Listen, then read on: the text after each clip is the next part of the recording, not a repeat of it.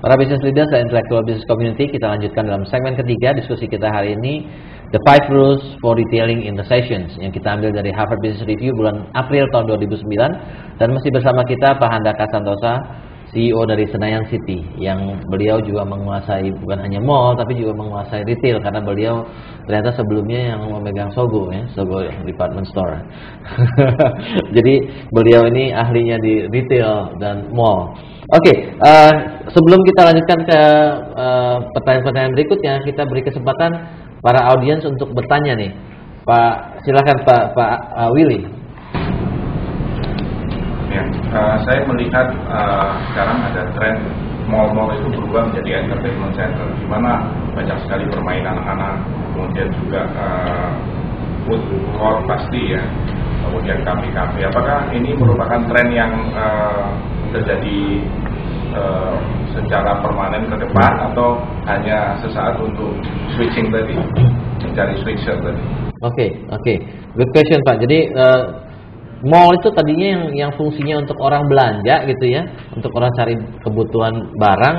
Sekarang banyak yang di-switch jadi entertainment center, dan kita tahu ada shopping mall yang tadinya udah hampir mati gitu ya, kemudian dirombak menjadi entertainment center dan jadi hidup lagi gitu ya. Entertainment center dan food yang banyak di sana, dan ternyata jadi hidup lagi. Apakah memang trennya seharusnya memang shopping mall sekarang ini harus dihidupkan entertainment-nya Pak?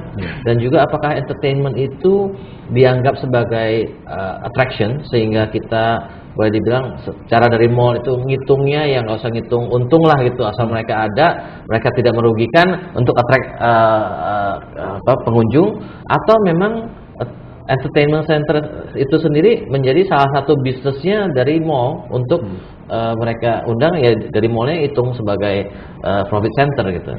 Gimana Pak? Jadi sebenarnya gini Pak Willy, saya rasa ini bukan hanya switch untuk temporary aja, tapi memang untuk menyikapin kebutuhan pokok dari gaya hidup yang berubah. Sekarang masyarakat lifestyle-nya seperti apa, kita harus ngikutin Pak, supaya mereka mengunjungi kami di mall. Kalau enggak kan mallnya nanti jadi sepi gitu. Jadi kalau dulu itu hanya untuk belanja Pak, orang datang mau belanja baru ke sana. Sekarang enggak, mereka ingin entertain, ingin suatu kegiatan yang lain yang biasanya tidak ada di mall, sekarang ada. Seperti misalnya aja, bukan hanya permainan anak-anak, tetapi juga permainan orang tua dan orang dewasa, karena seperti karaoke dulu kan nggak ada, sekarang dimasukkan di sana, dan itu hidupnya sampai jam 3 pagi, jam 4 pagi. Jadi sekarang mall itu kita paksa untuk jadi kuda, kita hidup dari breakfast jam 8 pagi ya kan, Starbucks di mana-mana sekarang ada breakfast, terus kemudian setelah itu rapat, kemudian setelah itu ada arisan, kemudian ada presentasi, semuanya di mall kita lakukan. Malah kalau di mall yang lain juga ada menyewakan ruang-ruang rapat untuk hal itu.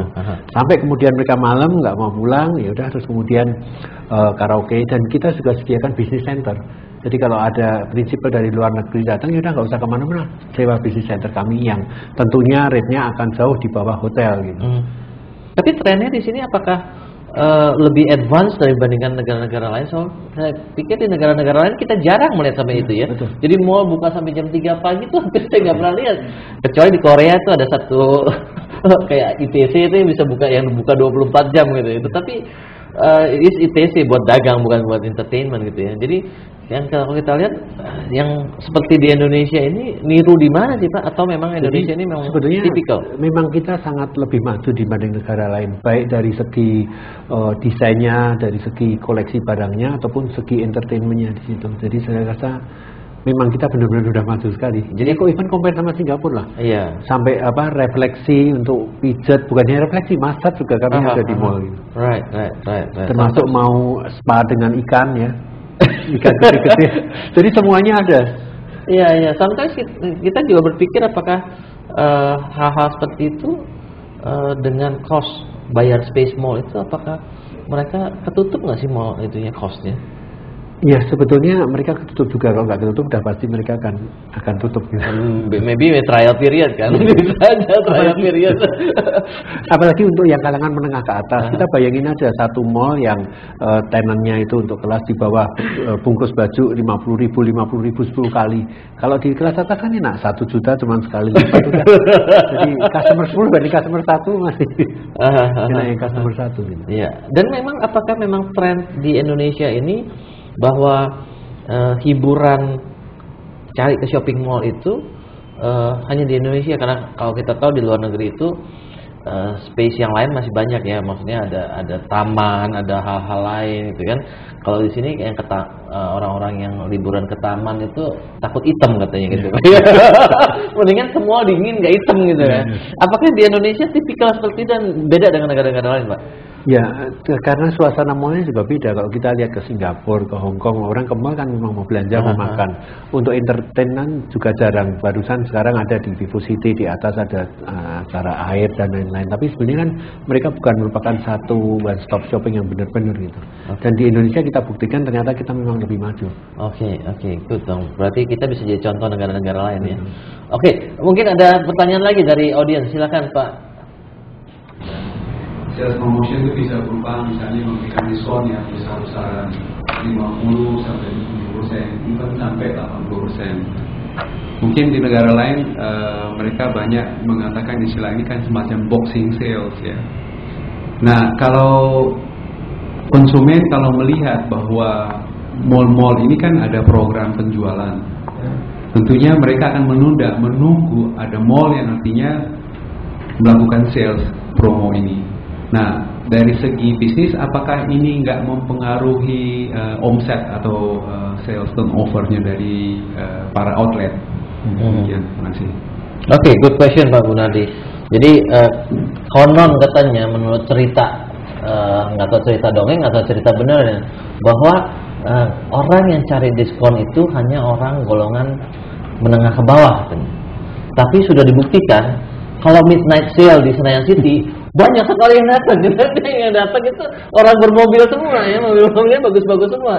Jadi ternyata diskon itu appealing bukan hanya untuk orang menengah ke bawah, tetapi juga menengah ke atas Pak ya, sangat cari diskon juga ya.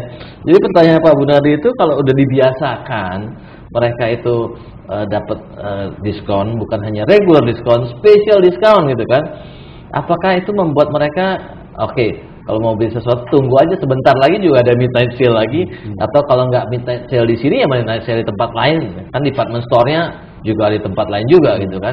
Nah, apakah ini trennya seperti itu Pak? Maksudnya apakah memang terjadi seperti itu? Karena yang bisa membuktikan itu terjadi atau enggak hanya data gitu Pak ya. Apakah benar ternyata setelah midnight sale minggu berikutnya sales drop berat gitu ya, sehingga kemudian baru nanti mulai naik lagi, baru midnight sale lagi melonjak tinggi, kemudian minggu berikutnya tidur gitu ya. Apa seperti gimana Pak? Ya sebetulnya kalau kita lihat sale sendiri Pak ya, sebenarnya sale itu bukan terus kemudian orang akan belanja kemudian di luar sale tidak belanja Pak. Jadi di luar sale pun mereka akan belanja. Tetapi triknya gini, saya sendiri kalau mau sale itu kita rahasiakan sampai sehari sebelumnya keluar iklan, nah itu baru kemudian hari itu memang agak sedikit turun. Jadi kita hanya dalam batasan 1 hari kita rahasiakan supaya benar-benar nggak ada yang tahu. Kalau ada yang tahu memang benar orang akan menolak Pak. Waduh, tunggu 3 hari lagi deh mau belanja koper dan lain-lain. Jadi kita rahasiakan sehari sebelumnya kita iklan, terus kemudian di situ kita akan sale. Tapi juga itu bisa membuat advance sales nggak Pak? Maksudnya orang-orang yang memang lagi mau beli, kebetulan lagi midnight sale dia beli, tapi kemudian yang besar sale pada hari itu dan beberapa hari itu yang marginnya jadi terlebih sedikit karena diskon, menghasilkan sale minggu berikutnya atau penjualan minggu berikutnya drop. Jadi sebenarnya tidak terlalu fluktuatif Pak. Jadi kalau kita kan punya biasa rata-rata Januari mulai turun, Februari nanti Mei Juni naik lagi, itu nggak terpengaruh oleh sale itu. Jadi selama ini yang kita lakukan sale ya tetap sale, tapi yang lain tetap jalan. Tapi hal yang perlu kita lihat kadang-kadang ya itu Pak, kepuasan dia untuk sale itu kan dia jadi borong besar banyak sekali lah. Walaupun profitnya turun, tetapi karena volumenya tinggi, itu yang kita cari. Jadi kita generate cash lah. Iya, asal bukan volumenya memang berpengaruh pada akhirnya at the end of the month penjualannya segitu-segitu juga karena yang dibeli pada hari tersebut menutupi pembelian keseluruhan bulan gitu ya. Tapi I think datanya Pak Handaka menunjukkan bahwa hal tersebut kalaupun terjadi sedikit sekali disruptionnya ya. Jadi memang kami bersyukurlah customer Indonesia suka belanja jadi memang di retail itu kita kenal yang namanya push ya, namanya push strategi. Orang yang tadinya ragu-ragu mau nggak beli dijorokin jadi beli gitu kan. Udah beli ya mau nggak mau udah beli gitu kan. Jadi ini untuk mendorong orang-orang yang setengah-setengah mau beli gitu. Nah, inilah yang kita namakan push strategi ya. Dan contohnya waktu Crocs, Pak. Waktu alas kaki Crocs, kadang-kadang saya lihat antri 2 jam. Begitu puasnya cuma jinjing 1 pasang. Padahal hitung itu beda diskonnya cuma berapa duit gitu. Antri 2 jam, kemudian bayarnya antri lagi 2 jam, jadi 4 jam. Tapi kepuasannya nggak bisa dibayar. Kepuasannya, wah saya beli Crocs dengan diskon sekian. Padahal dia value waktunya ngantri 5 jam cuma beda sedikit berapa rupiah gitu ya, absolute numbersnya gitu ya. Oke, para business leaders dan intellectual business community, menarik sekali diskusi kita, tetapi kita harus break sebentar untuk masuk ke dalam segmen berikutnya. Dan buat para business leaders dan intellectual business community yang ingin berpartisipasi, ingin bertanya, memberikan komentar atau memberikan tanggapan atas diskusi kita ataupun program CEO Reference, silakan SMS ke 0896 kali 788. Kita break untuk segmen berikutnya.